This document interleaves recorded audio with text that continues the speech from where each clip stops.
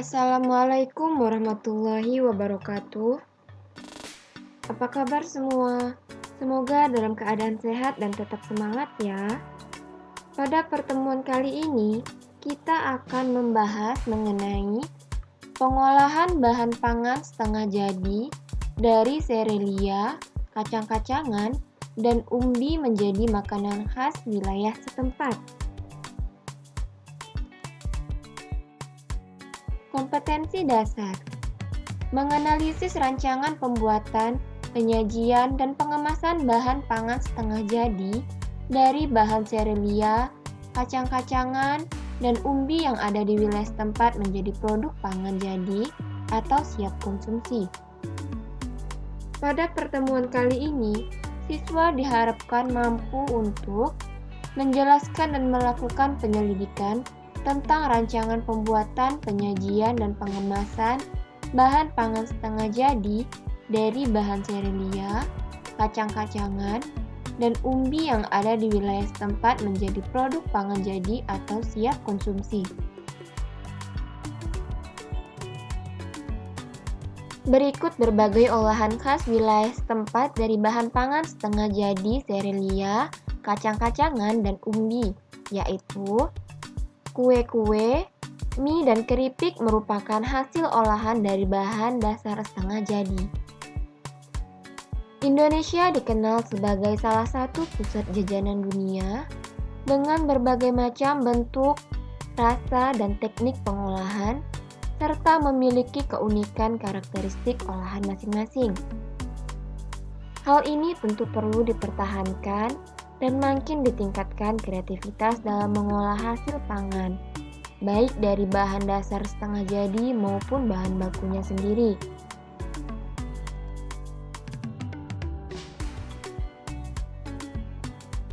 Baiklah, pada pembelajaran kali ini kita akan mempelajari pengolahan bahan pangan setengah jadi dari serelia, kacang-kacangan, dan umbi menjadi makanan khas daerah setempat. Untuk itu, perlu kiranya diulas kembali pengetahuan semester 1, yaitu seperti apa yang dimaksud dengan pengolahan bahan pangan, apa itu serelia, umbi, dan olahan pangan setengah jadi. Mari simak pembahasan berikut.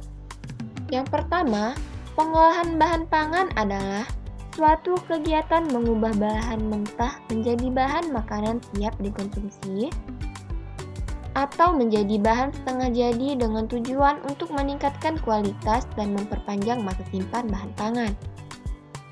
Yang kedua, serelia adalah jenis tumbuhan golongan tanaman padi-padian, rumput-rumputan, atau graminea yang dibudidayakan untuk menghasilkan bulir-bulir berisi biji-bijian sebagai sumber karbohidrat atau pati.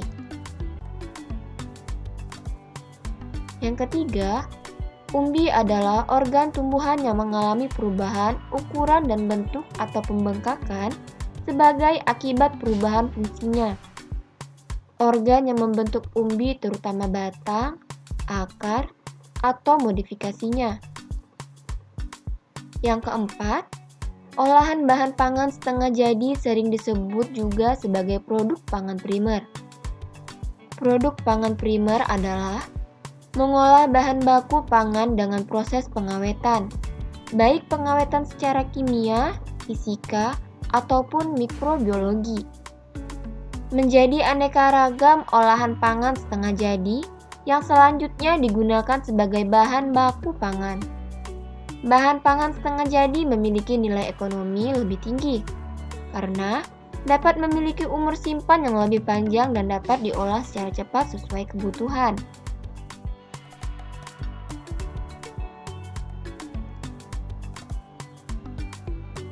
Dengan demikian dapat disimpulkan bahwa pengertian dari pengolahan bahan pangan setengah jadi dari serelia dan umbi menjadi makanan khas daerah setempat adalah mengolah produk pangan primer, baik yang diproduksi oleh rumah tangga, industri kecil, ataupun industri pengolahan pangan dengan teknologi tinggi menjadi makanan dengan karakteristik budaya setempat.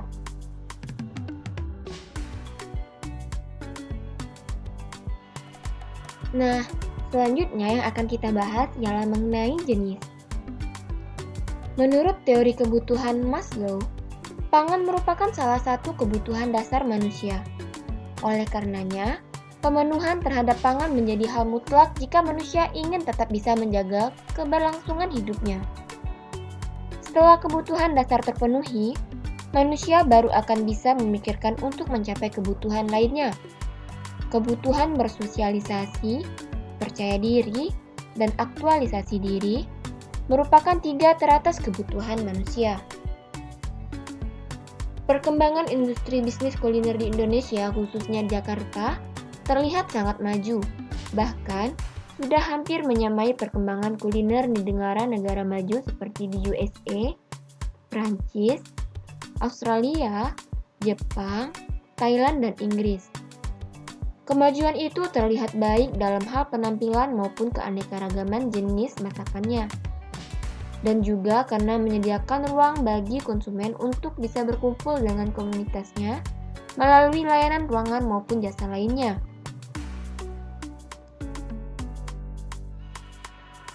Berikut ini akan diuraikan jenis makanan khas Indonesia yang dihasilkan dari penggunaan bahan baku olahan bahan pangan setengah jadi, dari serelia, kacang-kacangan, dan umbi dengan bentuk potongan pipi tebal atau tipis, butiran besar dan butiran halus. Yang pertama yaitu olahan pangan setengah jadi dengan bentuk pipi tebal atau tipis. Produk pangan setengah jadi bentuk pipi tebal atau tipis dari serelia antara lain kerupuk gendar, rengginang, emping jagung, kerupuk bawang, bihun, dan mie. Produk pangan setengah jadi bentuk pipi tebal atau tipis dari umbi antara lain kerupuk tete, kerupuk singkong, sawut atau gaplek, ubi jalar, gaplek ubi kayu, dan kentang beku. Produk pangan setengah jadi dari serelia dan umbi dengan bentuk pipi tebal atau tipis seperti kerupuk, keripik, dan kentang beku. Biasanya jika diolah menjadi makanan khas Indonesia digunakan teknik menggoreng dengan menggunakan minyak.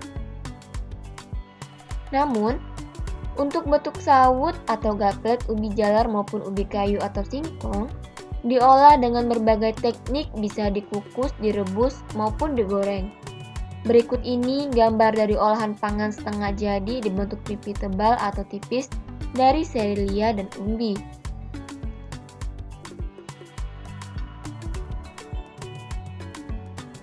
Kedua, olahan pangan setengah jadi dengan bentuk butiran besar. Produk pangan setengah jadi dengan bentuk butiran besar dari bahan serelia adalah beras atau beras instan, beras jagung, jagung pipil kering dan beku, aneka butiran oat, aneka pasta, beras atau biji sorghum. Dari bahan kacang-kacangan adalah kacang hijau, kacang tanah, dan kacang kedelai. Dari bahan umbi adalah tiwul instan dan beras singkong. Berikut adalah olahan pangan setengah jadi dari serelia, kacang-kacangan, dan umbi dengan bentuk butiran besar, yaitu jagung gerontol, nasi jagung, kacang kedelai goreng, dan biskuit. Yang ketiga, olahan pangan setengah jadi dengan bentuk butiran halus. Produk pangan setengah jadi dengan bentuk butiran halus dari serelia yaitu tepung beras, tepung jagung atau maizena, tepung terigu, dan tepung sorghum. Dari umbi yaitu tepung ubi jalar, tepung tapioka, tepung talas, dan tepung kentang. Aneka ragam tepung dari bahan serelia, kacang-kacangan, dan umbi dapat diolah menjadi berbagai produk makanan khas Indonesia seperti jenang dari Jawa, aneka ragam kue seperti kue ade singkong, mauredu, bolu lepet dari Jawa, donat dari Jakarta, brownies dari Bandung, bakpia dari Jawa, es krim, mie, roti, maupun keripik. Berikut adalah olahan pangan setengah jadi dari serelia dan umbi dengan bentuk butiran halus, yaitu kue ade, udang goreng tepung, cai kue, dan bakpia. Pada dasarnya manusia memerlukan zat gizi dari makanan dalam jumlah tertentu untuk kelangsungan hidupnya. Kata gizi berasal dari bahasa Arab atau giza yang artinya makanan. Oleh karena itu, kita harus dapat membedakan pengertian antara bahan makanan dan zat makanan. Zat makanan adalah satuan nutrisi yang menyusun bahan makanan tersebut. Sedangkan bahan makanan disebut juga komoditas pangan dalam perdagangan, yaitu bahan-bahan makanan yang dibeli, dimasak, dan disusun menjadi hidangan. Kalori. Kalori adalah satuan unit yang digunakan untuk mengukur nilai energi yang diperoleh tubuh ketika mengkonsumsi makanan atau minuman. Ada 6 macam zat gizi yang diperlukan manusia untuk memenuhi kebutuhan tubuh supaya dapat tumbuh dengan baik dan sehat. Yang pertama, karbohidrat, selanjutnya protein, yang ketiga lemak, yang keempat vitamin, yang kelima mineral, yang keenam adalah air.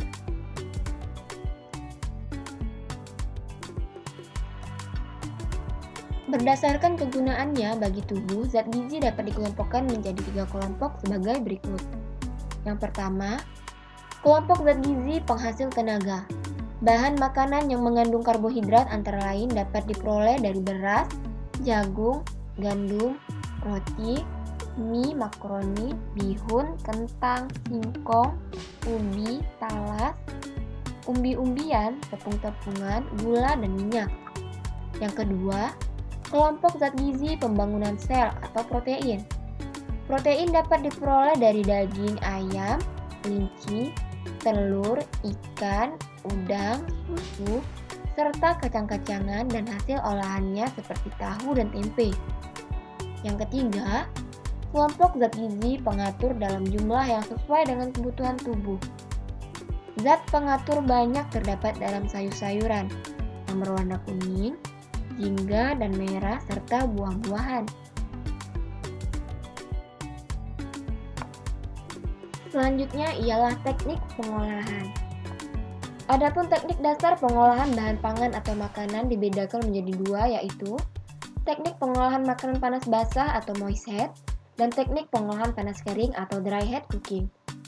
Yang pertama yang akan kita bahas ialah mengenai teknik pengolahan makanan panas basah atau moist head. Teknik pengolahan makanan panas basah atau moist head adalah mengolah bahan makanan dengan menggunakan bahan dasar cairan untuk mematangkannya. Bahan dasar cairan yang digunakan bervariasi seperti air, kaldu, santan, susu atau bahan lainnya. Suhu cairan pada teknik pengolahan makanan panas basah tidak pernah lebih dari suhu didih. Yang pertama, pada teknik pengolahan makanan panas basah ialah teknik merebus. Teknik merebus atau boiling adalah mengolah bahan makanan dalam cairan yang sudah mendidih. Yang kedua, teknik poaching. Teknik poaching ialah cara memasak bahan makanan dalam bahan cair sebatas menutupi bahan makanan yang direbus dengan api kecil di bawah titik didih, yaitu 92-96 derajat Celcius. Yang ketiga, teknik braising. Teknik braising adalah teknik merebus bahan makanan dengan sedikit cairan, kira-kira setengah dari bahan makanan yang akan direbus, dalam panci tertutup dengan api dikecilkan secara perlahan-lahan. Yang keempat, teknik stewing. Teknik stewing adalah mengolah bahan makanan yang terlebih dahulu ditumis bumbunya dan direbus dengan cairan yang berbumbu dan cairan yang tidak terlalu banyak dengan api sedang. Yang keempat, teknik steaming. Teknik steaming atau mengukus adalah memasak bahan makanan dengan uap air mendidih. Yang keenam, teknik mendidih atau simmering. Teknik simmering ini adalah teknik memasak bahan makanan dengan saus atau bahan cair lainnya yang dididihkan dahulu. Kemudian, api dikecilkan di bawah titik didih dan direbus lama, di mana di permukaannya muncul gelembung-gelembung kecil. Yang ketujuh, teknik mengetim. Teknik mengetim adalah memasak bahan makanan dengan menggunakan dua buah panci yang berbeda ukuran. Salah satu panci berukuran lebih kecil.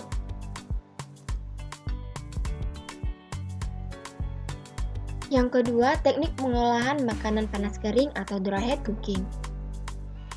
Dry heat cooking adalah mengolah makanan tanpa bantuan bahan dasar cairan untuk mematangkannya.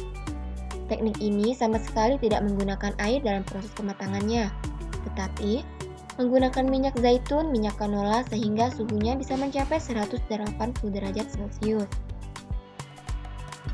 Yang termasuk teknik pengolahan makanan panas kering atau dry heat cooking yang pertama ialah teknik menggoreng dengan minyak banyak. Pengertian dari deep frying adalah memasak bahan makanan dengan menggunakan minyak atau lemak yang banyak hingga bahan makanan benar-benar terendam sehingga memperoleh hasil yang kering. Yang kedua, teknik menggoreng dengan minyak sedikit atau shallow frying. Shallow frying adalah mengolah bahan makanan atau proses menggoreng yang dilakukan dengan cepat dalam minyak goreng yang sedikit pada wajan datar.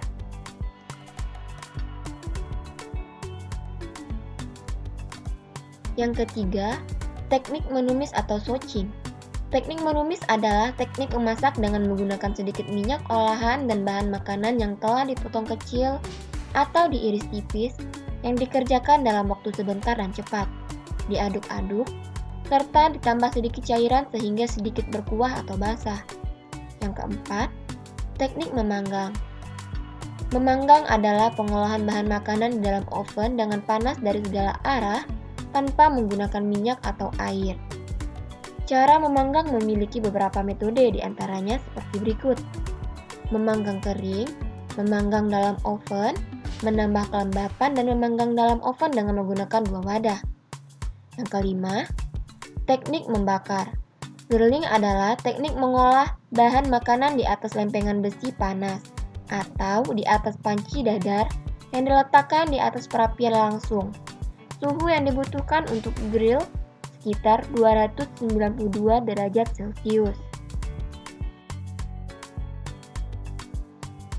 Perbedaan-perbedaan teknik atau cara pengolahan pangan yang ada di Nusantara maupun seluruh dunia mencerminkan faktor-faktor sosial, ekonomi, agama, agrikultur, dan estetika yang mempengaruhinya. Baiklah anak-anak, pembelajaran kita sampai di sini dulu ya. Sampai jumpa dan terima kasih. Wassalamualaikum warahmatullahi wabarakatuh.